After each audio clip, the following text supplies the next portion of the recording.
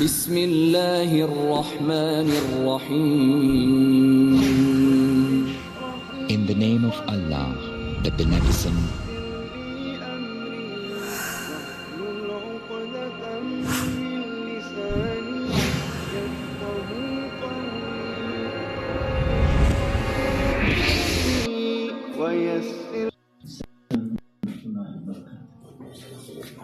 إن الحمد لله نحمده ونستعينه ونستغفره ونعوذ بالله من شرور أنفسنا ومن سيئات أعمالنا من يهده الله فلا مضل له ومن يضلل فلا هادي له وأشهد أن لا إله إلا الله وحده لا شريك له وأشهد أن محمدا عبده ورسوله. أما بعد فإن خير الحديث كتاب الله وخير الهدي هدي محمد صلى الله عليه وسلم وشر الأمور محدثاتها وكل محدثة بدعة وكل بدعة ضلالة وكل ضلالة في النار.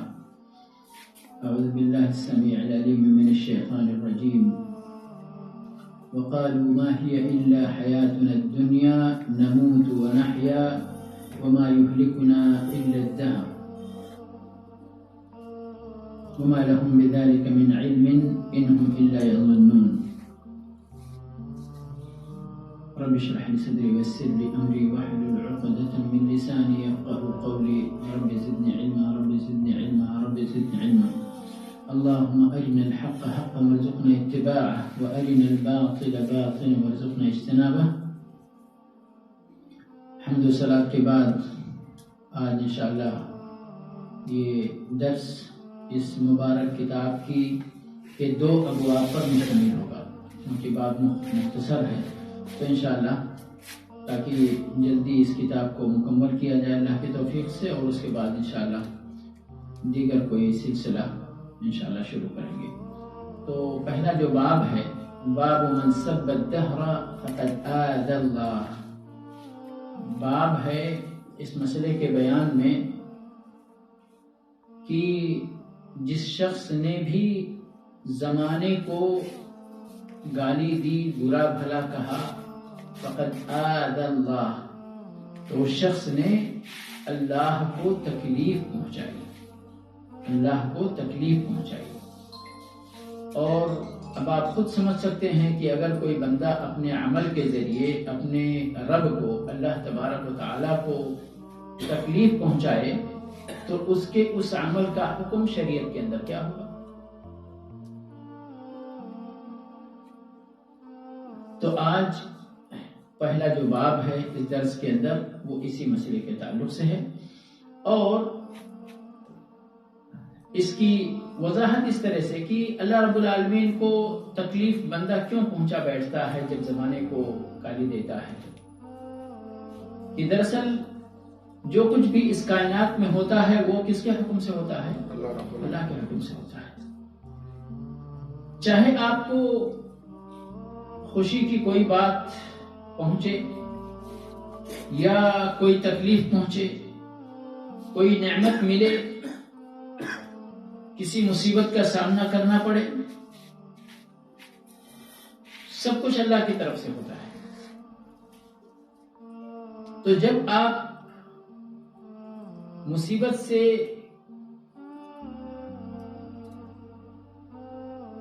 اکتا جاتے ہیں یا یہ کہیے کہ مصیبت برداشت نہیں کر پاتے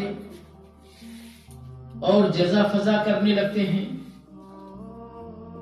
اور کبھی کبھی جیسے اس سے پہلے بھی تنبیہات گزری ہیں کہ بہت سارے لوگ مسلمان ہونے کے باوجود بھی ایسے کلمات اپنی زبان سے ادا کر دیتے ہیں کہ جس کی وجہ سے اللہ رب العالمین کی شان میں گستاخی ہوتی ہے، توحید میں کمی واقع ہوتی ہے، شرک اکبر یا شرک اصغر کا ارتکاب ہوتا ہے.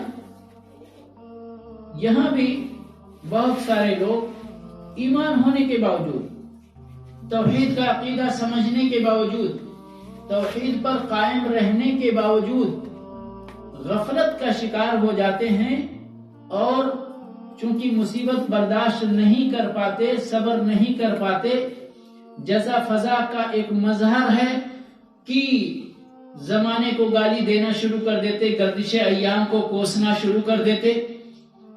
اور دراصل یہ زمانہ اپنے آپ میں تھوڑی کوئی چیز پیدا کرتا ہے. پیدا کرنے والا کون ہے؟ حوادث کو لانے والا، لے جانے والا کون ہے؟ اللہ تبارک و تعالی. پھر جب آپ گالی دیتے ہیں زمانے کو تو یہ گالی آٹومیٹکلی یہ اللہ رب العالمین کی طرف جاتی ہے، جس سے اللہ کو تکلیف پہنچتی ہے. یاد رکھیں اللہ کو تکلیف پہنچتی ہے لیکن اللہ کو کوئی نقصان نہیں ہوتا. نقصان کس کو ہوتا ہے؟ خود بندے کو ہوتا ہے. اللہ رب العالمین کو نقصان پہنچانے کی طاقت اس کائنات میں کسی کے پاس نہیں ہے، لیکن ہاں تکلیف ہوتی ہے، اور اس تکلیف کا انجام، پاداش، سزا، عاقبت اس کا اسی بندے پر لوٹ آتا ہے. آپ سب کو معلوم ہے جب بندہ نیک کام کرتا ہے تو اللہ رب العالمین اس نیک کام کی پذیرائی کرتا ہے، اس کو ضائع نہیں کرتا. اور جب بندہ کوئی برا کام کرتا ہے تو اس برے کام کا انجام جو ہوتا ہے اسی بندے کی طرف لوٹ آتا ہے. لا يكلف الله نفسا الا وسعها لها ما كسبت وعليها. بندہ جو کچھ کرتا ہے بھلا کرے گا تو بھی اپنے لیے کرے گا، اور اگر بھلا نہیں کرے گا تو بھی اللہ کو کوئی نقصان نہیں پہنچا سکتا، اپنے کو ہی نقصان پہنچائے گا. تو یہاں بہت سارے لوگ یہ سمجھ سکتے ہیں غلط فہمی کی اللہ کو تکلیف پہنچنے کا مطلب یہ ہے کہ نقصان بھی اللہ کو پہنچے گا. نہیں، اللہ کو نقصان کچھ نہیں پہنچے گا، نقصان بندے کو، لیکن اللہ کو تکلیف ہوتی ہے جب کوئی بندہ اللہ کی شان میں گستاخی کرے، اللہ کی توحید میں، اللہ رب العالمین کی صفات کے اندر اللہ کے اندر نقص نکالے، اللہ کے اندر عیب نکالے، اللہ کی طرف کسی غلط چیز کی نسبت کرے تو اللہ کو تکلیف ہوتی ہے. اور قرآن کے اندر آیتیں بے شمار ہیں جو بھری ہوئی ہیں. اللہ کے لیے لوگ بیٹا پکارتے ہیں، اللہ کے پاس بیٹا نہیں ہے. اللہ کے لیے بیٹیاں، اللہ کے لیے جوڑے، اللہ رب العالمین مبرہ ہے، ان چیزوں سے بری ہے. لیکن لوگ ہیں کہ ان چیزوں کے ذریعے اپنے اوپر ظلم کیے جا رہے ہیں، اپنے اوپر ظلم کیے جا رہے ہیں. ہم لوگ ایک کلمہ بہت بولتے ہیں جب کسی کی بددینی کی بات کرتے، فلاں آدمی دہریہ ہو گیا ہے نا. کیا مطلب ہے یہاں پر دہریہ ہونے کا جب ہم کسی کے بارے میں کہتے ہیں؟ تو یہ کافروں کا جو عقیدہ اس زمانے میں پایا جاتا تھا، اس سے پہلے کے بھی بہت سارے کافر اور آج تک کے بھی بہت سارے کافر، ان کا یہ عقیدہ ہے کہ ہم آخرت میں ہمارا کوئی حساب و کتاب ہونے والا نہیں ہے، بلکہ اسی دنیا کے اندر ہم یہ زندگی گزار کر اس دنیا سے چلے جائیں گے اور پھر ہمیشہ کے لیے ہماری زندگی ختم ہو جائے گی، یا پھر ہم لوٹ کر اسی دنیا کے اندر آ جائیں گے. آواگمن کا جو عقیدہ ہے، ایک جا رہا ہے ایک آ رہا ہے، ایک جا رہا ہے ایک آ رہا ہے. علماء نے کہا ہے کہ کافروں کا عقیدہ کہ ہر 36 سال پہ ہر چیز کائنات کی پلٹ کر اسی جگہ آ رہی ہے. ہر 36 نہیں، ہر 36,000 سال کے بعد، سمجھئے 36,000 سال کے بعد، یعنی کہ آج سے آپ لوگ جو یہاں ہیں ان کے عقیدے کے مطابق 36,000 سال پہلے آپ لوگ تھے، چلے گئے گھوم کر پھر 36,000 سال کے بعد پھر واپس آ گئے. سمجھئے؟ تو بہرحال یہ سارے عقیدے کافرانہ ہیں، مشرکانہ عقیدے ہیں، اور اسی بات کی تنبیہ کے لیے مؤلف رحمہ اللہ نے یہاں یہ باب باندھا ہے. اور باب کے اندر جو آیت نقل کی ہے وہ یہی آیت نقل کی ہے کہ وَقَالُوا مَا هِيَ إِلَّا حَيَاتُنَا الدُّنْيَا، یہ آخرت وغیرہ کچھ نہیں ہے، جو کچھ بھی ہے وہ ہماری یہی زندگی، دنیا کی زندگی ہے. نموت و نحیا، مرتے ہیں اور زندہ ہو جاتے ہیں، مرتے ہیں اور زندہ ہو جاتے ہیں. وَمَا يُهْلِكُنَا إِلَّا الدَّهْرُ، اور یہ زمانہ ہی ہم کو ہلاک کرتا ہے. یعنی ہم کو موت جو آتی ہے وہ اسی زمانے کی 70 سال کی عمر، اب اس کی موت کا زمانہ آ گیا تو زمانے نے اس کو مار دیا، اس کی موت کا زمانہ آ گیا، اس کی زندگی کا زمانہ ختم ہو گیا تو مر گیا بندہ. وما یہلکنا الا الدہر. لیکن اللہ رب العالمین نے کیا فرمایا؟ ان کے اوپر تبصرہ کیا، فرمایا وما لهم بذلک من علم. یہ جو بات لوگ کہہ رہے ہیں نا کہ اتنے دن کے بعد واپس آ جائیں گے یا مرنے کے بعد واپس آ جائیں گے یا ہماری اسی دنیا کی زندگی ہی میں ہمارا آواگمن ہوگا، ایک جائے گا دوسرا آئے گا، فرمایا وما لهم بذلک من علم. یہ سب بے علم کی باتیں ہیں، غیر یقینی باتیں ہیں جو لوگ کہتے ہیں، خود ان کو اس بات پر یقین نہیں ہے. کہتے ہیں ضرور تشجتی کے طور پر، لیکن ان کو اپنے اس عقیدے پر جزم نہیں ہے، یقین نہیں ہے. جو کچھ وہ کہہ رہے ہیں کہ واقعی ایسا. اب جیسے مثال کے طور پر اگر کسی نے کہہ دیا کہ 36,000 سال کے بعد پھر سب کچھ پلٹ کے واپس، 36,000 سال کے پہلے والی بات کس کو، آپ لوگوں میں سے کسی کو یاد ہے؟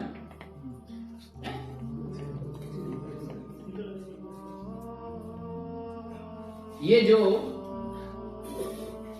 پھر میری بات ذرا منتشر ہو جاتی ہے ادھر ادھر، لیکن صرف اس کی وجہ یہی کہ جب بات آ جاتی ہے تو کہہ دینا اچھا لگتا ہے تاکہ سمجھ جائیں آپ لوگ. کسی نے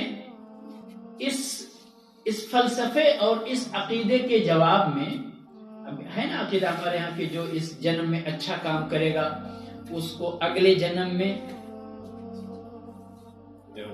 اچھا جنم ہوگا اس کا. مثال کے طور پہ بہت اچھا آدمی تھا تو کسی بادشاہ کے ہاں جنم لے لے گا، اور اگر کام اچھا نہیں کیا تھا تو کتے کی جنم لے لے گا. ٹھیک ہے. اب ان کے عقیدے کے مطابق آپ لوگ یہاں ہیں ماشاءاللہ، اچھے جنم میں ہیں نا، اچھے جنم میں ہیں. ان کے عقیدے کے مطابق یاد رکھیے گا تاکہ غلط فہمی نہیں ہو. آپ لوگوں کو یاد ہے کہ پہلے جنم میں کیا کیا کرتے تھے آپ لوگ اس عقیدے کے مطابق؟ یہی سوال ہمارا ان سے ہے. آپ لوگ تو الحمدللہ اس عقیدے کے قائل نہیں ہیں، میں نے صرف مثال کے لیے سمجھا. لیکن جو اس عقیدے کے قائل ہوں ان سے میرا سوال ہے کہ آپ لوگ اگر اس جنم میں اچھے ہو تو آپ کو یاد ہے کہ پچھلے جنم میں کیا کیا اچھا کام کرتے تھے، اس جنم میں آپ کو اچھا جنم مل گیا؟ کوئی نہیں بتا سکتا نا. اور کسی کتے کو پکڑ کر دونوں کان اس کا پوچھو کہ تو نے پچھلے جنم میں کیا کام کیا تھا کہ تجھے اللہ نے کتا بنا دیا، جواب دے گا کوئی کتا؟ تو کسی یعنی میں نے بہت پہلے پڑھا تھا کہ کسی عالم نے ان عقیدے والوں کو یہی جواب دیا تھا. اور دیکھیں، انعام ملنے کا اور سزا ملنے کا جو کنسپٹ ہے، وہ کنسپٹ یہ تو ہمارے دین کے اندر یہی کنسپٹ ہے نا. جو اچھا عمل کرے گا اللہ رب العالمین اس کے اچھے اعمال کے سبب اس کو اچھا بدلہ دے گا، جنت دے گا، جہنم سے محفوظ کر لے گا. جو اچھا کام نہیں کرے گا وہ اس کو اللہ رب العالمین اس کے برے اعمال کے سبب اللہ رب العالمین اس کو یعنی سزا دیں گے، جہنم دیں گے. ٹھیک ہے. تو جب اچھا عمل کرنے کی ترغیب دی جاتی ہے اور اس پر کسی انعام کی بات کی جاتی ہے تو وہ بھی ایک ترغیب ہے نا. تو بندے کو ہاں بھائی میں یہ کروں گا تو مجھے یہ ملنے والا ہے، اور ملنے کے بعد بھی ان کو یہ چیز بتائی جائے گی. قرآن کی کتنی آیتیں ہیں جس میں یہ ہے کہ جنتیوں کو کہا جائے گا کہ تم لوگوں کو جنت ملی ہے تمہارے نیک اعمال کے سبب، ہے نا. تو اسی سے مہمیز لگتا ہے کہ ہم نیک کام کیوں کریں بھائی؟ اس لیے کہ ہم کو اچھا انجام ملنے والا ہے. برے کام سے ہم کیوں بچیں؟ تاکہ ہم کو سزا نہ ملے، ہم سزا سے بچ سکیں. اب جب ایک آدمی اس عقیدے کے پیش نظر اس کو معلوم ہی نہیں ہے کہ میری پچھلی زندگی کا کون سا کام ہے اللہ کو اتنا پسند آ گیا کہ مجھے انعام کے طور پر بادشاہ کے گھر میں پیدا کر دیا، اور غلط کرنے والے کو کتا بنا دیا، بلی بنا دیا، کیا بنا دیا، اس کو بھی پتا نہیں ہے کہ پچھلے ہماری زندگی میں کیا جرم ہم سے ہوا تھا کہ اللہ رب العالمین نے اس جرم کے پاداش میں ہم کو یہ بنا دیا ہے؟ تو پھر یہ کنسپٹ سیٹ ہوتا ہے انعام اور سزا کا.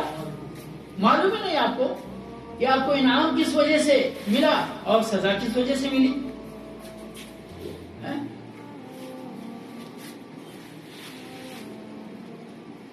کسی کو آپ پکڑ کر جیل میں ڈال دیں بلا وجہ اور اس کو نہ بتائیں کہ کیوں تم کو جیل میں ڈالا گیا ہے، اور کو پٹائی پہ پٹائی کیے جائیں، اس کو سمجھ میں نہیں آیا کہ بھائی کیا ہے کیوں ہم کو، اور پھر تھوڑے دن کے بعد اس کو جیل سے باہر کر دیں، آپ کیا سمجھے گا وہ بندہ کہ مجھے کیوں سزا ملی تھی، کیوں جیل جانا پڑا تھا، اور کیوں پھر جیل سے ہم کو نکال دیا گیا؟ کچھ سمجھ میں آئے گا فلسفہ؟ اس کو کوئی فلسفہ سمجھ میں آئے گا. کسی کو پکڑ کر اس کے گلے میں گلاب کا مالا پہنا دیجئے مگر اس کو بتائیے نہیں کچھ کیوں پہنا رہے ہیں، پہنائیے، خوب انعام اکرام کیجئے اور اس کے بعد اس کو چھوڑ دیجئے. اس کو کچھ سمجھ میں آئے گا کہ بھائی میں نے کون سا بھلا کام کیا تھا کہ اس نے ہمارا اتنا انعام و اکرام ہمارا کیا؟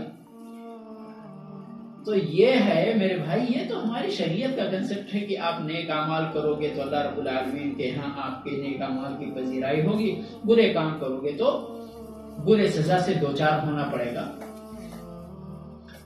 تو جو دہریہ لوگ ہیں نا، وہ دہریہ عقیدہ یہی ہے کہ وما یہلکنا الا الجہل، یہی زمانہ ہی وقت کے ساتھ ہم ہلاک ہوتے ہیں، مر جاتے ہیں، پھر وقت کے ساتھ پیدا ہوتے ہیں، وقت کے ساتھ ہم، یہ گردش یہ جاری، یہ چین ہے جو ہے وہ چلتا رہتا ہے. لیکن یہ اللہ رب العالمین کے نظام عدل کے بھی خلاف ہے، اور اللہ رب العالمین کی جو دنیا کے پیدا کرنے کی پیچھے جو حکمت ہے وہ اس کی بھی خلاف ہے. اللہ رب العالمین نے فرمایا افحسبتم انما خلقناکم عبثا وانکم الینا لا ترجعون، کیا تم نے یہ سمجھ رکھا ہے کہ ہم نے تم کو یوں ہی بیکار پیدا کر دیا اور تم لوگ ہمارے پاس واپس نہیں آؤ گے؟ یعنی جو کچھ بھی تم نے عمل کیا ہے دنیا کے اندر اس کی جزا اور سزا تم کو نہیں ملے گی، تم یہی سمجھتے ہو؟ ہم دنیا کے اندر، ہم اور آپ دنیا کے اندر کوئی ایسا کام نہیں کرتے یا نہیں کرنا چاہتے جس کے پیچھے ہمارا کوئی مقصد نہ ہو، اور اگر کوئی کرتا ہے تو اس کو کون لوگ کرتے ہیں؟ یا تو مجنون کرتے، یا تو وہ بچے جو بیچارے وہ بھی یعنی ان کی عقل اتنی پختہ نہیں ہوئی ہوتی، خود ریت میں گھر بنا دیتے اور اس کے بعد ایک ہاتھ سے مارتے گرا دیتے، ہے نا، وہی لوگ کرتے. لیکن اگر کوئی عقل مند آدمی اس طرح کا کام کرے تو دوسرے عقل مند لوگ اس کو کیا کہیں گے؟ کہیں گے یہ بھلے ہی مجنون نہیں ہے لیکن اس کا کام مجنون جیسے ہے، اس کا کام پاگل جیسے ہے، بے مقصد کام کر رہا ہے. تو اگر ہم یہ اپنی دنیا والوں میں یہ مفہوم سمجھ سکتے ہیں کہ اگر بے مقصد کوئی کام کرتا ہے تو اس کو ہم مجنون اور پاگل سمجھنا شروع کر دیتے ہیں. وَلِلَّهِ الْمَثَلُ الْأَعْلَى، تو اللہ رب العالمین کیا اتنی بڑی کائنات بے مقصد یوں ہی بس پیدا کر دے گا؟ اور یہ جو دہریہ لوگ ہیں، مکالمہ سنا ہوگا، ہو سکتا ہے مناظرہ کی بات کہ کسی دہریے کے ساتھ کسی عالم کا مناظرہ تھا، تو جو ٹائم تھا مناظرے کا، اس مناظرے سے انہوں نے بہت لیٹ کیا جان بوجھ کر کے، وہ حکمت سمجھ میں آئی تھی ان کے، تو جان بوجھ کر کے بہت لیٹ کیا. دہریہ لوگوں کا یہ تو کہنا ہے کہ یہ سب اپنے آپ چل رہا ہے، جس طرح سے وہ پہلے آٹومیٹک گھڑی ہوتی تھی، ہے نا، آٹومیٹک گھڑی چلتی رہتی تھی، اس میں سیل بھی نہیں لگتا تھا اور بس چلتی رہتی تھی. تو اسی طرح یہ پوری کائنات ایک آٹومیٹک گھڑی کی طرح چل رہی ہے. تو عالم صاحب بہت دیر میں، گھنٹہ 2 گھنٹہ 3 گھنٹہ جو بھی ہے، دیر کر کے گئے. تو ادھر جو دہریے کی طرف سے جو مناظرہ کرنے والا شخص تھا، اس نے کہا دیکھو مولوی صاحب ہار گئے مناظرہ، مولوی صاحب مناظرہ ہار گئے، نہیں آ رہے ہیں، ہمارے سامنے آنے کی ہمت نہیں ہے مولوی صاحب کو. لیکن 2-3 گھنٹہ بعد جب مولوی صاحب اچانک پہنچے تو انہوں نے کہا کیوں آپ نے لیٹ کر دیا، مناظرے کا ٹائم تو یہ تھا، آپ مناظرے کے اصول کی خلاف ورزی۔ ابھی پریشان مت ہو، دراصل میں جب راستے میں آ رہا تھا تو میں نے ایک بہت ہی عجیب و غریب واقعہ دیکھا، اسی اور میرے ساتھ پیش آیا، گویا کہ اسی وجہ سے مجھے تاخیر ہو گئی، جلد بازی مت کرو۔ کہا کیا واقعہ پیش آیا؟ کہا دراصل آپ کو معلوم ہے کہ یعنی وہ جہاں پہ مناظرہ تھا، مولوی صاحب کو جو آنا تھا وہ درمیان میں ایک نہر، ایک ندی پڑتی تھی، تو کہا میں آیا، جب ندی کے پاس پہنچا تو دیکھا وہاں کوئی کشتی وشتی نہیں ہے۔ اب مجھے یہ ہوا کہ کیسے جاؤں میں ندی کے پاس، لیکن ندی کے پاس کنارے پر ایک درخت تھا۔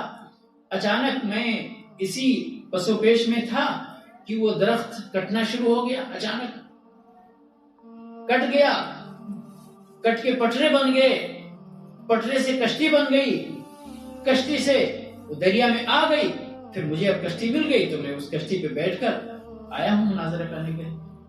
اسی داہیہ ارے کیسے ہو سکتا ہے، یہ ممکن ہی نہیں ہے، ممکن نہیں ہے، ایسا کبھی ہوا ہی نہیں ہے دنیا کے اندر کہ پیڑ اپنے آپ کٹے، پٹرا بن جائے، کشتی بھی بن جائے، چلنے بھی لگ جائے، سواری بھی اٹھا کر اس کنارے سے اس کنارے کرنے لگے۔ کہا نہیں ایسا ہوا ہے، آپ کیسے انکار کر سکتے ہیں؟ بولا نہیں، ایسا ممکن ہی نہیں ہے۔ تو مولوی صاحب نے کہا اب مناظرہ میں جیت گیا ہوں، جب ایک پیڑ کٹ کے ایک کشتی نہیں بن سکتی ہے تو اتنی بڑی کائنات کیسے چل سکتی تمہارے عقیدے کے مطابق؟ تو بڑا یعنی عجیب فلسفہ ہے ان کا، جو نہ یعنی دماغ میں عقل میں بیٹھنے والی چیز ہے اور نہ شرعاً۔ آپ دیکھیں اس کائنات کے اندر ابھی موجودہ، چلیے ہمارے نبی صلی اللہ علیہ وسلم 1450 سال پہلے آئے تھے، ٹھیک ہے، لیکن ابھی اگر آپ اس زمین کی آبادی پر نظر رکھیں تو آپ کو یہودی دین بھی تو اللہ کا دین ہے نا، بگاڑ لیا بھلے ہی انہوں نے، نصارہ کا دین بھی اللہ کا ہے، بگاڑ لیا انہوں نے بھلے ہی، ہمارا اسلام تو ہے ہی۔ اب اگر اس دنیا کے لوگوں کو آپ یہودی، نصرانی، اسلام، جس کا یہ 3 مذہب کے بارے میں یقین ہے کہ اللہ کا ہے، بگڑ گیا، کچھ صحیح ہے، ہمارا مذہب بھی تو آج لوگوں نے بگاڑ لیا ہے نا، ایسا نہیں ہے، لیکن یہ اللہ رب العالمین کا قانون خلاص، اب اس کے بعد کوئی نہ نبی آنے والا ہے، نہ کوئی نیا دین آنے والا ہے، اس کے بعد آئے گی تو قیامت آئے گی۔ لیکن بہرحال اب دنیا کے لوگوں کو اس 3 دین کے اندر آپ بانٹیے، بانٹنے کے بعد یا یہ کہیے اکٹھا کیجئے، دیکھیے کتنے لوگ بچتے ہیں، مٹھی پر لوگ بچیں گے، مٹھی پر لوگ بچیں گے کمپریزن میں، جو اس بات کے قائل ہوں کہ گاڈ از نتھنگ، یہ دنیا اپنے آپ چل رہی ہے۔ وہ ڈاروین کے بھی فلسفے کو جاننے والے اور اس کو برتنے والے، وہ بھی ایک مٹھی پر لوگ ملیں گے۔ کیوں؟ اس لیے کہ یہ لوگ اللہ رب العالمین نے جو مذہب عطا کی، یعنی جو مذہب ابھی اور بھی پائے جاتے ہیں، ہندوؤں کا کنسپٹ جو ہے، ان کے یہاں بھی بھگوان ایشور کا کنسپٹ ہے، ایسا نہیں ہے کہ وہ لوگ ایک طرف ان کے یہاں بھی تضاد ہے، ایک طرف تو آواگمن کا بھی عقیدہ ہے لیکن بھگوان کا بھی عقیدہ ہے ان کے یہاں، لیکن صرف اور صرف دہریوں کا عقیدہ رکھنے والے بہت معمولی لوگ ملیں گے آپ کو، گاڈ از نتھنگ کہنے والے بہت تھوڑے لوگ ملیں گے، لیکن بہرحال ہیں وہ لوگ۔ اور مکہ والوں کے اندر بھی یہ عقیدہ پایا جاتا تھا کہ ہم لوگ تو صرف ایسے ہی بس گردش ایام کے باعث یا اسی ذریعے دنیا کا ہر واقعہ ہو رہا ہے، رونما ہو رہا ہے۔ ایک طرف ان کے ہاں بھی اللہ کا کنسپٹ تھا، اللہ کا مفہوم تھا اور توحید بھی تھا، لیکن اس کے باوجود بھی ایک طرف توحید بھی، دوسرے طرف 360 بتوں کو پوجتے بھی۔ تو یہ جتنے بھی لوگ سیدھے راستے سے جب ہٹ جاتے ہیں نا، تو وہ کوئی واضح راستہ ان کے پاس نہیں رہتا ہے، صرف اللہ کا دین، اور یہ چیلنج ہے، صرف اللہ کا دین ہی وہ دین ہوتا ہے جو بالکل واضح ہوتا، اس میں تضاد نہیں ہوتا، اس میں آپس میں ٹکراتی ہوئی باتیں نہیں ہوتی ہیں۔ تو یہاں اتنی بات صرف یہ ابھی تمہید کے طور پر ہو گئی کیونکہ بات زیادہ نہیں ہے. بہرحال کہنا یہ ہے صرف کہ یہ بھی اللہ رب العالمین کے ساتھ شرک ہے. اور اگر اس میں دو کنڈیشن ہے، اگر بندہ واقعی جس طرح سے دہریوں کا عقیدہ ہوتا ہے وہی عقیدہ دل میں رکھ کر یہ بات کہے کہ جو کچھ بھی اس کائنات میں ہوتا ہے صرف گردش ایام کے باعث ہوتا ہے، تو پھر یہ کفر ہے اور شرک اکبر ہے. لیکن اگر ہم عقیدہ رکھتے ہیں کہ سب کچھ تو اللہ کے ہاتھ میں ہے اور اللہ ہی کر رہا ہے، لیکن کسی وقت یوں ہی دل و دماغ پر ذہول اور غفلت طاری ہوتا اور کہتے یار ایسا نہ کیے ہوتے تو ایسا نہیں ہوتا، ویسا نہ کیے ہوتے تو ویسا نہیں ہوتا، اور یہ زمانہ بڑا خراب ہے، اور یہ زمانے کی بہت سارے لوگ یعنی وہ ادبی الفاظ استعمال کرتے، بولتے زمانے کی ستم ظریفی یہ ہے، زمانے کا ظلم یہ ہے، زمانے نے ایسا کیا، زمانے نے ویسا کیا، جبکہ عقیدہ نہیں ہوتا. عقیدہ یہ ہوتا کہ جو کچھ بھی ہو رہا ہے سب اللہ کی طرف سے ہو رہا ہے. تو یہ ہمارے جو کلمات ہیں نا، یہ کلمات بھی یہ حرام ہیں. اللہ کی طرف ساری چیزوں یعنی اس کائنات کے اندر تصرف کا کلی حق اللہ کو ہی ہے، لیکن ہمیں نعمت ملنے پر اللہ کا شکر ادا کرنا اور کسی غیر مرغوب چیز سے دوچار ہونے پر صبر کرنا اور اللہ رب العالمین کے قضاء و قدر پر راضی ہونا. یاد رکھیں صبر اور راضی ہونے میں بھی فرق ہے. تو بندے کو صرف صبر نہیں کرنا چاہیے بلکہ صبر کرنے کے ساتھ اللہ رب العالمین کی قضاء و قدر پر راضی ہونا چاہیے کہ اللہ تو نے ہمارے مقدر پہ یہی لکھا تھا تو ہم راضی ہیں. رضیت باللہ ربن، سمجھ گئے؟ تو رضیت باللہ ربن کا مطلب یہ کہ جو کچھ بھی رب کی طرف سے ہمارے لیے ہو رہا ہے ہم اس سے راضی ہیں، ہم اس سے راضی ہیں. تو اللہ رب العالمین نے جو جواب دیا تھا اس آیت کے آخر میں، وما لهم بذلك من علم، بلکہ کیا تھا؟ ان ہم الا یظنون. یہ جو بات کہہ رہے ہیں نا ہوا گبن والی اور دہریے پن والی اور یہ سب، ان کو یقین نہیں ہے بلکہ یہ کیا ہے؟ ان کا گمان ہے. ان کا گمان ایسا ہو سکتا ہے. لیکن یہ کون لوگوں کا ہے؟ جن لوگوں کو آخرت پر ایمان نہیں ہے. اور اللہ رب العالمین نے پورے قرآن میں ایسے لوگوں کا جگہ بجگہ اور نوع بنوع جواب دیا ہے کئی طرح سے، کہ جس اللہ نے، بہت سارے لوگ ہیں نا کہ ارے ہم مر جائیں گے مٹی ہو جائیں گے پھر اللہ کیسے پیدا کرے گا، ہے نا؟ مر جائیں گے مٹی ہو جائیں گے خاک میں مل جائیں گے. روزانہ تو ہم مردے دفن کرتے ہیں. مکہ کے لوگ یہ بھی کہا کرتے تھے ٹھیک ہے اگر ہمیں آپ پر یقین ہو جائے گا ہم ایمان لے آئیں گے، ہمارے باپ دادا کو نکال کر دکھا دو.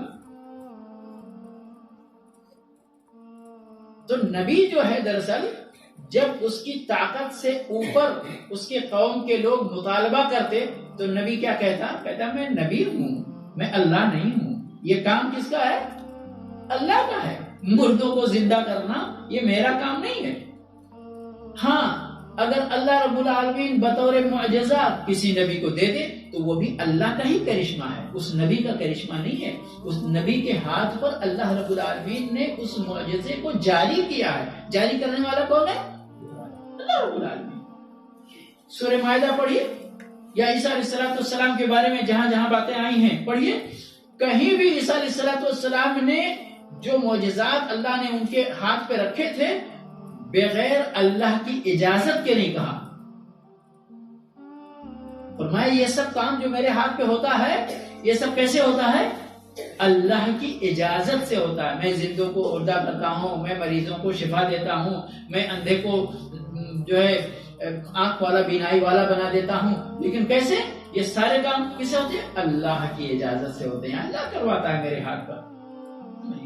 اور بہت ساری باتیں. تو یہ نبی تو ایک نبی ہے، آپ کو معلوم نہیں؟ اللہ کے نبی صلی اللہ علیہ وسلم نے جب یہودیوں کی طرف سے اصحاب کہف کے بارے میں اور 2-3 سوال جو کیے گئے جس کے جواب میں اللہ رب العالمین نے سورہ کہف نازل فرمایا، ذوالقرنین اور یہ ساری چیزوں کا واقعہ، تو اللہ کے نبی صلی اللہ علیہ وسلم نے فرمایا کل بتا دوں گا اور انشاءاللہ کہنا بھول گئے تھے. کون ہے یہ؟ کون ہے یہ؟ رسول اللہ صلی اللہ علیہ وسلم، خاتم الانبیاء والمرسلین، سید الانبیاء والمرسلین، سید ولد آدم. یہ سبھی صفات، سبھی القاب نبی صلی اللہ علیہ وسلم کے یا تو قرآن میں یا سنت میں موجود ہیں. ٹھیک ہے کہ آدم علیہ السلام سے لے کر اس کائنات کے آخری انسان تک آپ سب کے سردار ہیں. اس میں نبی بھی ہیں، ولی بھی ہیں، رسول بھی ہیں، سب کے سردار. کیا غلطی ہوئی تھی؟ انسان بھول سکتا ہے نا. آپ بھی انسان تھے، بھول گئے، نہیں آئے اس وقت ذہن میں کام کیا. تو آپ نے انشاءاللہ نہیں کہا. 15 دن تک وہی نہیں آئی. کتنے دن؟ 15 دن تک وہی نہیں آئی. اور وہی آئی تو اس تنبیہ کے ساتھ آئی، وَلَا تَقُولَنَّ لِشَيْءٍ إِنِّي فَاعِلٌ ذَلِكَ غَدًا إِلَّا أَن يَشَاءَ اللَّهُ. اے میرے نبی، مستقبل کی کوئی بھی بات آپ کو کہنا ہے تو بغیر انشاءاللہ کی مت کہو. یہ ہمارے رسول صلی اللہ علیہ وسلم کی بات ہے، کسی اور. اب بتائیے باقی اور لوگوں کی کیا بات ہوگی پھر؟ ان کا کیا مقام ہے اللہ کے نبی صلی اللہ علیہ وسلم کے سامنے؟ لیکن ہم سمجھنے کے لیے تیار ہی نہیں ہیں. ہمارے ولی سب سے آگے ہیں، غوث اعظم سب سے آگے ہیں، اور وہ پتہ نہیں قبر میں جو بلی ہے یا کتا ہے یا کیا ہے وہ سب سے آگے. وہ تو بیٹا بھی دیتا ہے، بیٹی بھی دیتا ہے، اللہ کا کوئی رول ہی نہیں ہماری زندگی میں. تو یہاں میرے بھائی، انہم الا یظنون، یہ صرف گمان ہے، یقین نہیں ہے. یقین اللہ رب العالمین کی اس کتاب کے اندر جو محکم آیتیں ہیں، جن کے اندر اللہ رب العالمین نے برہان اور دلیل کے ساتھ ساری باتیں ثابت کی ہیں. آخرت پہ یقین نہیں. ہم نے کہا نا، کافر کہتے تھے کہ جب ہم رمیم ہو جائیں گے. رمیم کا مطلب سمجھتے ہیں؟ کبھی شہر والے تو ہو سکتا نہیں جانے، لیکن بہرحال وہ بھی جان سکیں گے. میں ایسی مثال دینا چاہتا ہوں کہ جو آپ لوگوں نے کبھی سڑی ہوئی لکڑی ایک دم سڑ کے جب ہو جائے، آپ اسے چھوئیں اور ایسے کریں تو وہ برادا بن جائے. سمجھ گئے؟ تو وہ بھوس وغیرہ بھی، لکڑی بھی اور بہت ساری چیزیں جب ایک دم سڑ کے ان کے اندر کوئی بھی طاقت نہیں رہ جاتی، آپ چھوئیں گے ایسے پاؤڈر بن جائے گا. جی. تو انسان کی ہڈی بھی جب سڑ گل جاتی ہے زمین کے اندر تو ایک وقت آتا ہے کہ اس کو بھی اگر ایسے کریں گے تو پاؤڈر بن جائے گا. یہ بڑا تعجب تھا کافروں کو کہ جب ہم سڑ گل کر یہ اس طرح رمیم ہو جائیں گے تو پھر ہم کو کون زندہ کر پائے گا؟ اللہ رب العالمین نے جواب دیا کہ جس نے پہلے پیدا کیا تھا وہی تم کو پھر سے پیدا کرے گا. ابھی تو آپ رمیم ہوں یا مٹی بن گئے ہوں یا کچھ بھی بن گئے ہوں، کچھ نہ کچھ تو ہے نا اس زمین کا. ارے وہ مٹی بن کے اس زمین کا حصہ تو بنے تو ہے نا. وہ پہلے تو کچھ بھی نہیں تھے. جب آپ کچھ بھی نہیں تھے تب اللہ نے آپ کو بنایا، تو ابھی تو کچھ ہے نا. تو کہتے ہیں یہ تو اللہ رب العالمین کی قدرت کے اندر ہے، لیکن ایک عقلی چیز اللہ رب العالمین نے ہمارے ذہنوں کو اپیل کیا کہ کوئی بھی پروڈکشن اس کو نئے سرے سے جب پہلی بار بنایا جاتا ہے تب مشکل ہوتا ہے کہ جب ایک ماڈل تیار ہو جاتا ہے اس کے بعد پھر اس کو ریپروڈکشن کرتے ہیں تو وہ مشکل ہوتا ہے. پہلی بار والا مشکل ہوتا ہے نا، سب سمجھ سکتے ہیں اس کو.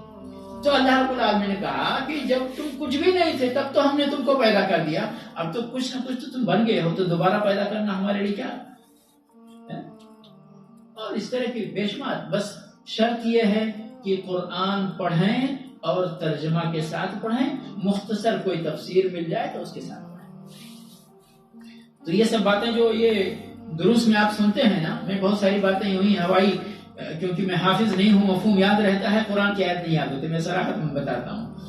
تو اب میں وہ سارے کوٹ کر کے بھی نہیں لا سکتا ہوں، لیکن آپ جب پڑھیں گے تو جگہ جگہ قرآن کے اندر جو بکھری یہ آیتیں ہیں جن کو اللہ رب العالمین نے بطور برہان، بطور دلیل انسان کے سامنے پیش کیا ہے اور مانگا بھی ہے. اگر ہم کہتے ہیں کہ بھئی فلاں کے اندر اتنا پاور ہے کوئی بیٹا دے سکتا ہے، تو اللہ رب العالمین نے کہا ہاتھ بنانا کو. اپنی دلیل تو پیش کرو.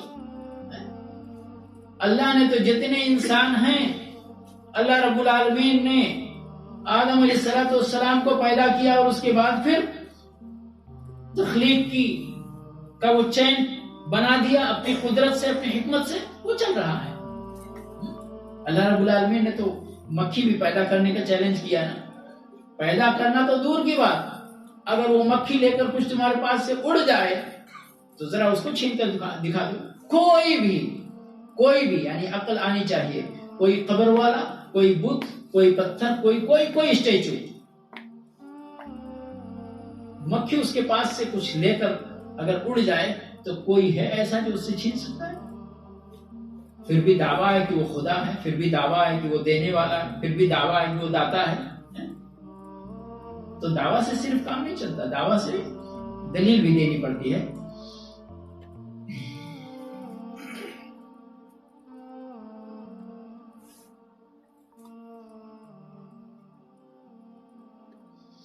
ایک آیت میں، بہت ساری آیتیں شیخ نے یہاں پر ذکر کی ہیں.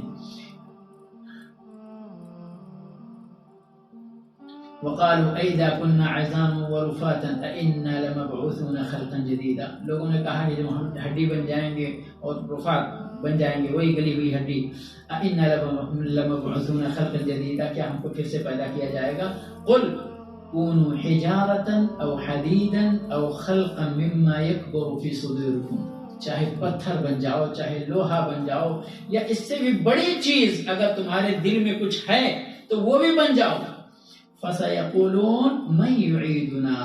وہ لوگ کہیں گے ٹھیک ہے لیکن ہم کو واپس لائے گا کون؟ قُلِ الَّذِي فَطَرَكُمْ أَوَّلَ مَرَّةٍ. آپ کہہ دیجئے کہ واپس تم کو وہی لائے گا جس نے تم کو پہلی بار پیدا کیا ہے. فَسَيُنْغِضُونَ إِلَيْكَ رُؤُوسَهُمْ وَيَقُولُونَ مَتَىٰ هُوَ. سر ہلائیں گے، کہیں گے ٹھیک ہے واپس تو لائیں گے لیکن کب لائیں گے؟ لا کر تو دکھاؤ. اللہ رب العالمین نے فرمایا قل عسى ان يكون قریبا. وہ وقت بھی قریب ہی آنے والا ہے جب تم کو اور سارے تمہارے آباء و اجداد کو اور سارے انسانوں کو اللہ رب العالمین دوبارہ لا کر کھڑا کر دے گا. لیکن اللہ اپنے وقت پر لائے گا، تمہارے وقت پر نہیں.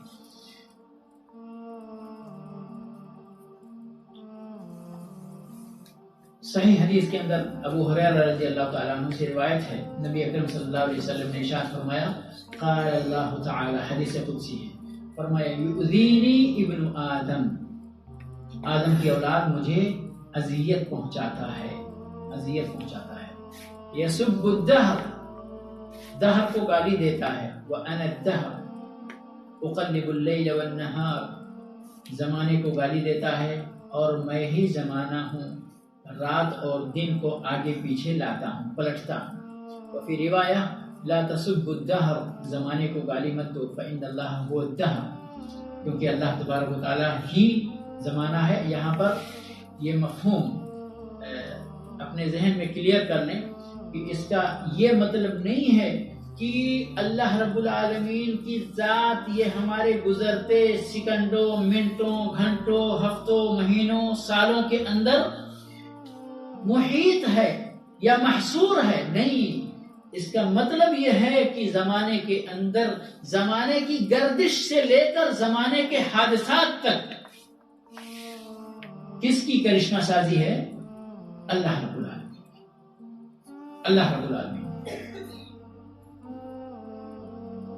وَلِلَّهِ الْمَثَلُ الْأَعْلَى. ہمارے فصیح بھائی یہاں یہ ریکارڈ کرتے ہیں. اب اگر اس ریکارڈنگ پر کوئی بندہ آ کر نقطہ چینی کرتا ہے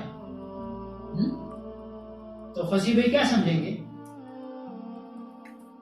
ریکارڈنگ پر نام نہیں لے، فصیح بھائی کا نام نہیں لے، یار یہ ریکارڈنگ تو اچھی نہیں ہے، دیکھو اس میں یہ کمی ہے، یہ کمی ہے، یہ کمی ہے، یہ کمی ہے، ایسا ہوا ویسا ہوا، بہت سارے عیب نکال دے. تو جو لوگ جانتے ہیں کہ یہ ریکارڈنگ فصیح بھائی نے کیا ہے، سب لوگ سمجھیں گے نا کہ فصیح بھائی کا کام اچھا نہیں ہے، اور فصیح بھائی سنیں گے تو ان کو بھی تکلیف ہوگی. تو یہ زمانے کے اندر، کائنات کے اندر، وَلِلَّهِ الْمَثَلُ الْأَعْلَى، مثال صرف اور صرف وضاحت کے لیے، کائنات کے اندر ایک ایک پتا جس کے حکم سے ہلتا ہے، اور منفی یا مثبت جو بھی حادثات پیش آتے ہیں وہ اللہ رب العالمین ہی تو مسبب الاسباب ہے۔ پھر جب کوئی کہتا ہے کہ ایسا ہو گیا، لعنت ہو اس پر، یہ ہوا وہ ہوا، تو پھر آٹومیٹک یہ چیز اللہ رب العالمین کی طرف نہیں چلی جاتی۔ اسی لیے میرے بھائی ایک دنیا کی زندہ مثال میں دیتا ہوں اور نصیحت کرتا ہوں۔ بہت سارے لوگ یہ جو ہمارے چہرے مہرے ہیں نا، نادانستہ طور پر بہت سارے لوگ ارے فلاں تو کالا ہے، فلاں تو بدصورت ہے، فلاں تو ٹھگنا ہے، فلاں تو ایسا ہے، فلاں کو تو دیکھ کے ایسا لگتا ہے، فلاں کو۔ میرے بھائی کسی طور پر بھی آپ کی نگاہ میں وہ اچھا نہیں لگ رہا ہے، آپ اپنی نگاہ بند کر دو، کیونکہ اس شخص کو پیدا کس نے کیا ہے؟ رب کائنات نے پیدا کیا ہے۔ جیسا بھی پیدا کیا ہے وہ پروردگار کی مشیت ہے، اس کی حکمت ہے۔ آپ کو رائٹ نہیں ہے، آپ کو حق نہیں ہے اس بندے کے اندر عیب نکالنے کا۔ ہمارے یہاں شادی بیاہ ہوتی ہے، شادی بیاہ میں کہتے ہیں ارے وہ، میں مطلب یہ کہ وہ الفاظ نہیں ادا کرنا چاہتا ہوں اپنی زبان سے، لیکن بچیاں دیکھ کر آتی ہیں، اللہ نے ان کو پیدا کیا ہے۔ ایسا نہیں ہے کہ وہ بغیر شادی کے رہ جاتی ہیں، لیکن آپ گئے دیکھنے، نہیں پسند آئی، نہیں پسند آئی، بولو ہم کو نہیں پسند آئی، نہیں وہ ایسی ہے، وہ ویسی ہے، وہ ویسی ہے، وہ ویسی۔ آپ کو رائٹ نہیں ہے، آپ کو حق نہیں ہے۔ اگر آپ کسی پر پرسنل نکتہ چینی کرتے ہیں تو وہ آٹومیٹک وہ نکتہ چینی اللہ کی طرف جاتی ہے۔ یہ سب چیزیں ختم کریں، اللہ پر صحیح معنوں میں ایمان لائیں، اور اس طرح کے الفاظ اپنی زبان سے نکالنا بند کریں۔ یہ بہت بڑی باتیں ہیں، یہ چھوٹی باتیں نہیں ہیں۔ آپ کو نہیں معلوم ہے عائشہ رضی اللہ تعالی عنہ کا واقعہ، حضرت صفیہ رضی اللہ تعالی عنہ کے بارے میں نبی صلی اللہ علیہ وسلم کے سامنے انہوں نے کہا، اشارہ کیا وہ بھی کہ کیا آپ کے لیے وہ فلاں عورت ایسی ایسی ہیں۔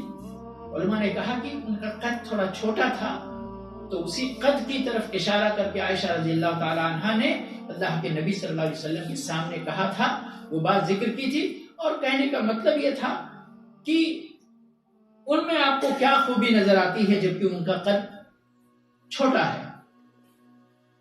لیکن اللہ کے نبی صلی اللہ علیہ وسلم کے نزدیک سب سے چہیتی بیوی عائشہ رضی اللہ تعالی عنہ ہونے کے باوجود آپ نے نظر انداز نہیں کیا تھا اس چیز کو۔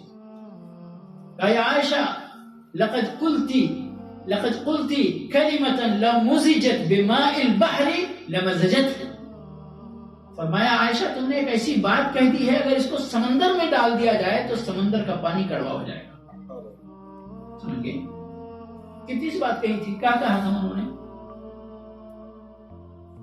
اور ہم تو پتہ نہیں کیا کیا کہہ جاتے ہیں۔ تو بہرحال اللہ تبارک تعالی ہمیں توفیق عطا فرمائے کہ ہم اپنے عقیدے کی حفاظت صرف دل اور دماغ سے نہیں، اپنی زبان سے بھی کرنا ہے۔ زبان کی حفاظت، اور انسان بے شعوری میں جب اس کو زیادہ بولنے کی عادت ہوتی ہے، اسی لیے زیادہ نہیں بولنا چاہیے، پہلے 1000 بار سوچنا چاہیے پھر زبان کھولنا چاہیے۔ ہم تو یہاں پہلے 1000 تیریں برسا دیتے ہیں پھر بعد میں سوچتے ہیں، حقیقت یہی ہے، الا برحم اللہ۔ تو بہرحال اس باب سے جو ہمیں یا اس آیت اور اس حدیث سے جو باتیں سمجھ میں آتی ہیں، سب سے پہلے نمبر پہ یہی ہے کہ زمانے کو گالی دینا دراصل اللہ کو گالی دینا ہے، اس لیے زمانے کو گالی نہیں دینا چاہیے۔ اور زمانہ کچھ نہیں کرتا اپنے آپ سے، اس زمانے کو بھی اللہ نے پیدا فرمایا ہے، سمجھ گئے؟ اللہ نے فرمایا نا کہ ہم یہ رات اور دن ہم ہی پلٹتے ہیں، ہم ہی لاتے ہیں ایک کے بعد دیگرے، لیکن اس زمانے کے اندر جو کچھ بھی حوادث رونما ہوتے ہیں وہ اللہ رب العالمین کی طرف سے ہوتے ہیں۔ اس لیے جب آپ کسی چیز پر عیب کریں گے تو وہ عیب اللہ کی طرف جائے گا، اس لیے اپنی حفاظت کرنی چاہیے۔ اور میں نے تھوڑی دیر پہلے بتایا کہ اس میں 2 قسم ہے، اس کی 2 قسم کیا 2 شقیں بن جاتی ہیں۔ ایک بندہ دل کے اعتقاد سے جب کہتا ہے، جیسے دہریہ لوگ بولتے ہیں، تو وہ کفر ہے، شرک اکبر ہے. لیکن جب بندہ دل کے اعتقاد سے ایسی باتیں نہیں کہتا، صرف غفلت میں یا کوئی چیز ایک معاشرے میں محاورے کے طور پر جاری ہے، دادا نے کہا پھر ابا نے کہا پھر پوتے نے دادا اور ابا سے سیکھ لیا، اس کو پتا نہیں ہے کہ اس کا انجام کیا ہے، لیکن اس نے ہمارے دادا بولتے تھے اس طرح، ہمارے ابا بولتے تھے اس طرح، اس لیے ہم بول رہے ہیں. سمجھ گئے؟ تو اس کا انجام یہ کہیے کہ اس کا اثر اس کے دین ایمان پر کتنا پڑنے والا اس کو نہیں معلوم، بس سنی سنائی بول دیا اس نے. تو یہ نہیں ہونا چاہیے. اور دوسرا مسئلہ جیسا کہ صحیح حدیث کے اندر ہے کہ یوزینی ابن آدم، یعنی جب بندہ زمانے کو گالی دیتا ہے تو اللہ کو اس سے تکلیف پہنچتی ہے. اور تیسرا مسئلہ اس کی وضاحت جو میں نے کی کہ دراصل جیسے حدیث میں یہی ہے نا، اندہ تو کوئی کہہ سکتا ہے زمانہ تو اللہ، یہ جو گھنٹہ منٹ اور یہ گزر رہا ہے ایک زمانے سے یہ دنیا قائم ہے، یہ اللہ ہی ہے پورا. تو پھر وہ وحدت الوجود اور شہود اور ساری چیزیں وہ پھر نہیں. اس کا مطلب یہ ہے کہ اس کائنات کے اندر جو کچھ بھی رونما ہو رہا ہے اللہ کی طرف سے رونما ہو رہا ہے. دوسرا بات، یہ چھوٹے چھوٹے مسئلے ہیں جس کے تعلق سے مؤلف رحمہ اللہ تمام مسلمانوں کو تنبیہ کرنا چاہ رہے کہ دیکھو اپنے ایمان کی حفاظت کرنا ہے، اپنے توحید کی حفاظت کرنا ہے، تو ان مسئلوں کے سلسلے میں آپ کو آگاہی بھی چاہیے، بیداری بھی چاہیے اور ان پر عمل بھی کرنا چاہیے. آج یہ دوسرا باب جو ہے باب التسمی بقاضی القضات ونحوہ. قاضی القضات کا مطلب سمجھتے ہیں؟ قاضیوں کا قاضی. یہ اور اس طرح کے القاب و آداب کسی انسان کے لیے خود اپنے لیے اختیار کر لینا یا دوسرے لوگ کسی کو دینے والوں کے لیے بھی درست نہیں.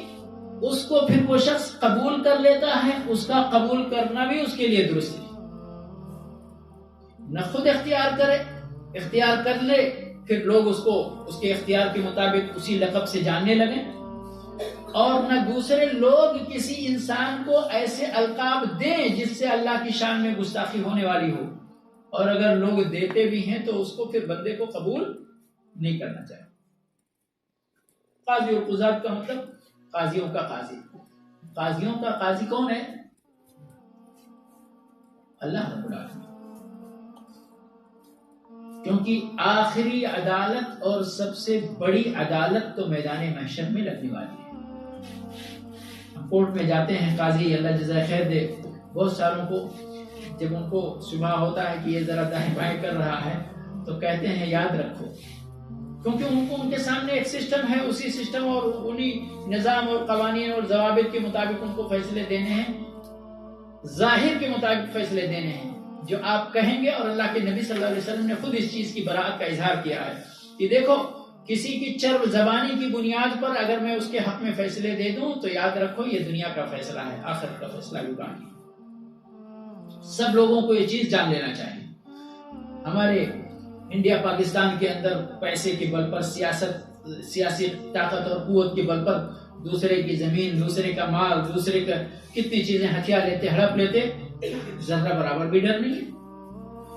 زمینوں کے کتنے کیسز ہوتے ہیں. اللہ کے نبی صلی اللہ علیہ وسلم نے فرمایا کہ اگر کسی بندے نے اپنے بھائی کی ایک بالشت برابر بھی زمین بے ایمانی کر کے لیا ہے، غصب کیا ہے، تو اس ایک بالشت، یہ زمین ہے نا، زمین کی 7 طبقات یا 7 زمینیں جو کہی جاتی ہیں، تو ایک بالشت زمین گویا کہ اس زمین سے نکالی جائے گی اور اس کے گردن میں توق کی طرح جس طرح سانپ ہوتا ہے نا، کبھی اگر لپیٹ لے تو اس طرح سے اس کے گردن میں لپیٹ دی جائے گی. اب ایک بالشت آپ تصور کریں یہ زمین کتنی بڑی ہے؟ زمین کے اس کنارے سے زمین گیند جیسے مان لیا گیا تو اس کنارے سے اگر سوراخ کریں دوسرے کنارے تک تو کتنے کلومیٹر جائے گا؟ معلوم ہے کسی کو؟ میں سمجھتا ہوں تقریباً شاید 12,000 کلومیٹر یا ایسے کچھ پڑھا تھا، بھول گیا لیکن کتنا لاکھوں میں ہے؟ بہت لاکھوں میں نہیں بہت لاکھوں میں نہیں ہے، نہیں ایسے آپ سمجھ رہے میری بات؟ یعنی کہ یہ بوتل ہے جیسے نا، یہ راؤنڈ میں ہے نا، یہاں آپ سوراخ کریں اور ادھر نکل جائے تو یہ جو ڈسٹینس ہے اس کا، زمین بھی گول ہے نا، ایک طرف سے سوراخ کریں وہ سوراخ دوسری طرف، تو اس سوراخ کی لمبائی کتنی ہوگی؟ یہ میرے کہنے کا مطلب جو بھی ہے، ہم کہتے ہیں چھوڑ دیجئے 10,000 کلومیٹر مان لیں، سپوز ٹو مان لیں، اب ایک بالشت زمین اگر کھودتے جائیں اور 10,000 کلومیٹر کی لمبی رسی بن جائے، وہ اتنی موٹی، اور آپ کے گردن میں لپیٹ دی جائے، اللہ ہم سب کی حفاظت فرمائے، ہم کو امانت داری اور ایمانداری کی توفیق عطا فرمائے۔ لوگ بڑا ہلکا سمجھتے،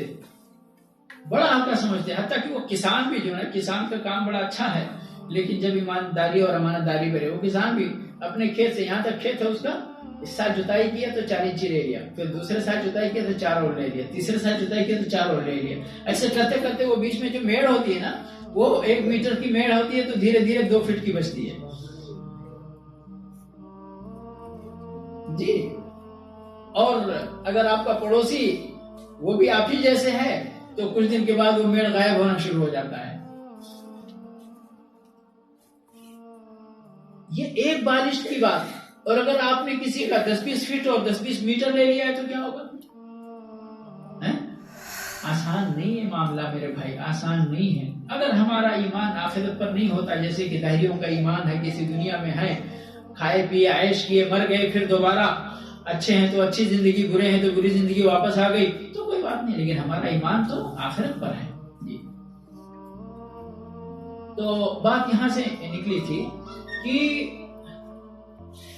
ایسے القاب و آداب جو اللہ کے علاوہ کسی اور کے شایان شان نہ ہو، جیسے کہ قاضی و قضات، کسی انسان کو یہ لقب دینا درست نہیں ہے، اور اسی طرح کی کوئی بھی لقب ہو اس طرح کا، جیسے مثال کے طور پر علماء نے، آگے بات بھی آتی ہے، ہمارے یہاں بڑا مشہور ہے شہنشاہ یا شاہان شاہ، ٹھیک ہے نا، تو دونوں کا مطلب ایک ہی ہے، بادشاہوں کا بادشاہ۔ کون ہے بادشاہوں کا بادشاہ؟ اللہ کے علاوہ کون ہے؟ اللہ رب العالمین نے فرمایا میرے پاس ہی بادشاہ ہے، میں جس کو چاہتا ہوں دیتا ہوں، میں جس سے چاہتا ہوں چھین لیتا ہوں، جس کو چاہتا ہوں عزت دیتا ہوں، جس کو چاہتا ہوں ذلیل کر دیتا ہوں۔ لیکن ہم انسان کی قدر کیا ہے، ہم لوگ اپنی اردو یا یہ کہیے جب کسی سے جھگڑا کرتے تب کہتے ہیں اپنے اوقات میں رہو، کہتے ہیں نا، میں کہتا ہوں میرے بھائی اللہ کے سامنے انسان اپنے اوقات میں رہے، سمجھ گئے؟ اللہ کے سامنے بندہ اپنے اوقات میں رہے۔ اللہ رب العالمین نے کہا، بہت سارے لوگ بہت اکڑ کے چلتے ہیں نا، بہت زمین میں بالکل، یعنی اگر جوتا ذرا اچھا پہنا ہے تو اللہ رب العالمین نے فرمایا انک لن تخرق الارض ولن تبلغ الجبال طولا، اگر زیادہ سینہ پھلا رہے ہو تو آسمان تک نہیں پہنچ جاؤ گے، اگر زیادہ اکڑ رہے ہو زمین کے اندر، زمین پھاڑ بھی نہیں سکتی۔ یہی تمہاری قدر ہے، یہی تمہاری اوقات ہے، تو اس سے زیادہ بننے کا کیا فائدہ؟ من تواضع للہ رفعہ، لوگ یہ اکڑ دکھا کر یا تکبر پیدا کر کے بڑا ہی بننا چاہتے ہیں نا، اپنا مقام چاہتے ہیں کہ لوگ ہم کو بڑا سمجھیں۔ الٹا ہے اللہ کے ہاں معاملہ، جو تواضع اختیار کرتا ہے اللہ اسے بلندی عطا فرماتا ہے، جو اکڑتا ہے، جو کبر اختیار کرتا ہے، اللہ رب العالمین اسے نیچے دکھاتا ہے۔ اور اسی لیے کہا جاتا ہے کہ متکبر آدمی قیامت کے دن جب اٹھایا جائے گا تو چونٹیوں کی شکل میں اٹھایا جائے گا۔ کیوں؟ اس لیے کہ بہت بڑا بنتا تھا تو اس کو اللہ بہت چھوٹا بنایا۔ تو یہ شہنشاہ ہے یا اس طرح کا کوئی بھی لقب ہے. ہمارے یہاں اپنے مسلمان بھائیوں کے اندر بھی اپنے حضرت اور اپنے پیر ولی کے لیے کتنے ایسے القاب لگا دیتے ہیں، سوچتے بھی نہیں کہ ہم جو کہہ رہے ہیں اس کا انجام کیا ہے، کیا مطلب ہے اس کا. تو فی الصحیح عن ابی ہریرہ رضی اللہ تعالی عنہ ان النبی صلی اللہ علیہ وسلم قال ان اخنع اسم عند اللہ رجل تسمى ملک الاملاک لا مالک الا اللہ. فرمایا سب سے گھٹیا، سب سے نچلا اور سب سے خراب، کمتر، اخنع کے معنی ہوتے ہیں وضیع، کمتر اسم اللہ کے نزدیک یہ ہے کہ کوئی شخص اپنا نام شہنشاہ رکھے یا ملک الملوک رکھے. اللہ جزائے خیر دے. ہمارے یعنی الحمدللہ توحید اگر دل میں ہے تو کبھی نہ کبھی اور بندہ بیدار مغز ہے تو انشاءاللہ اللہ کی توفیق بھی حاصل ہوتی ہے. آپ کو معلوم ہے سعودی کے اندر جب بادشاہت قائم ہوئی تو یہاں پر جلالت الملک لکھتے تھے. کیا لکھتے تھے؟ جلالت الملک لکھتے تھے لقب کے طور پر. لیکن ابھی آپ دیکھ رہے ہیں کسی بادشاہ کے سامنے جلالت الملک نہیں دیکھنا. کیوں؟ علماء نے تنبیہ کی ہوگی اور بادشاہوں نے قبول کیا کہ جلالت الملک یہ اللہ کے لیے ہے. یہ اللہ عز و جل بولتے ہیں نا، تو یہ اللہ کے لیے ہے. ہٹا دیا، کیا شان کم ہو گئی؟ مال کم ہو گیا؟ مقام نیچے آ گیا؟ کچھ بھی نہیں. بلکہ اس کے الٹا انہوں نے جو لقب اختیار کیا اپنے لیے بہترین لقب، خادم الحرمین کا لقب ہے. جلالت الملک سے لاکھ درجہ بہتر ہے. تو انسان کو اپنی قدر پہچاننی چاہیے اور خود کے لیے بھی، یا جس کو آپ جس کے سلسلے میں عقیدت رکھتے ہیں تو یاد رکھیں اس شخص کو، ولی کو، عالم کو، امام کو القاب دیتے وقت بھی ذرا ہوش میں رہیں. ایسا تو نہیں ہے کہ آپ کی عقیدت اس شخص کے لیے، اللہ کے لیے جتنی عقیدت ہونی چاہیے اس سے آگے جا رہی ہے. اگر ایسا ہے تو پھر انسان کو پیچھے ہٹنا چاہیے، واپس آنا چاہیے. قال سفیان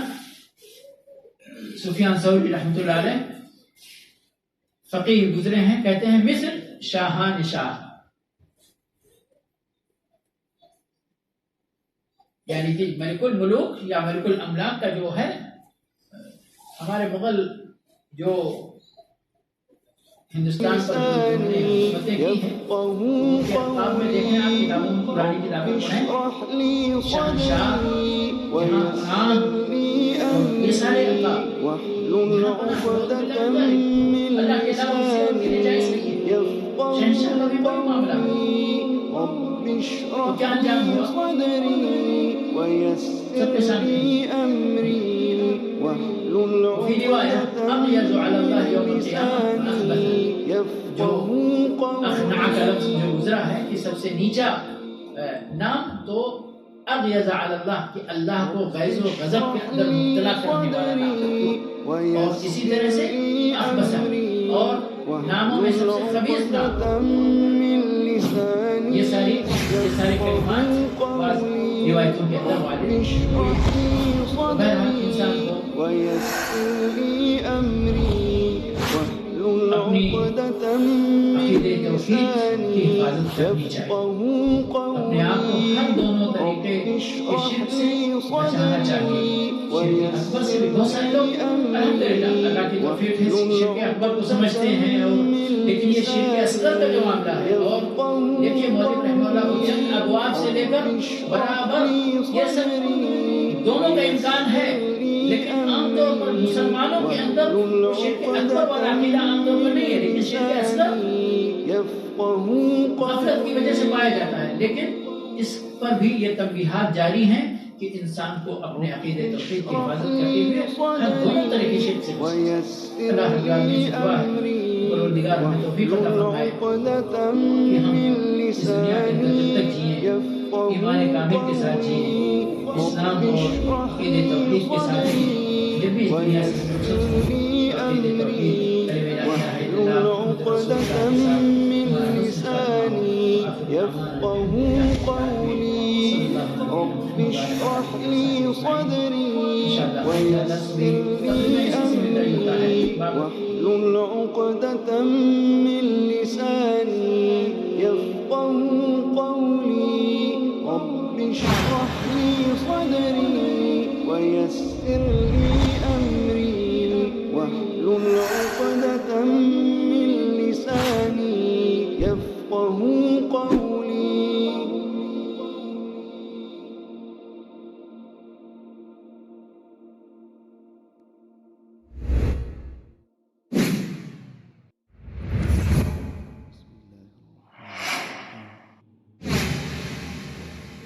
رب اشرح لي صدري ويسر لي أمري واحلل عقدة من لساني